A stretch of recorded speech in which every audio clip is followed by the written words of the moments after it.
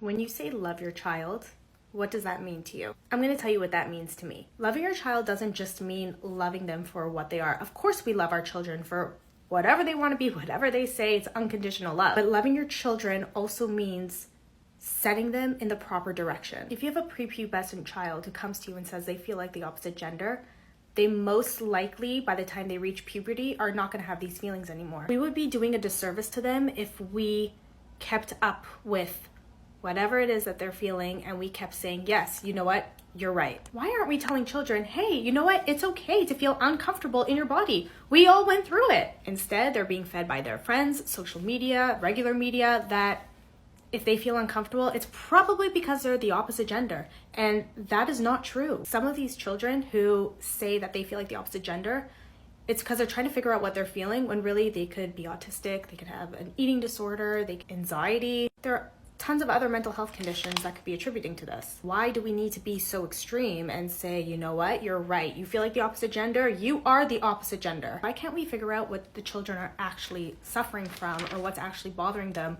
before going to that extreme?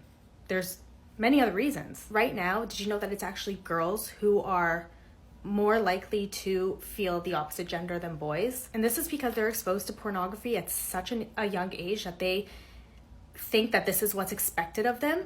And so they don't want any of that. They don't want to be objectified. They don't want to be a part of that. Kids are so malleable, and honestly, whatever they're exposed to, they're automatically going to start thinking, hey, you know what, maybe this is happening to me. So my role as a parent, because I love my children so much, is to protect them from those things and to realize that their minds are so malleable, so easily influenced. Loving my child also means setting them up for success and having a good, easy life. It means I'm not going to give in to their, I'm going to call it delusions for now, because they're children and their minds are not formed in any way, shape, or form. And then once they turn, I'm going to say 25, that's when your brain is actually fully formed and the decision-making areas of your brain are, then we can talk about it.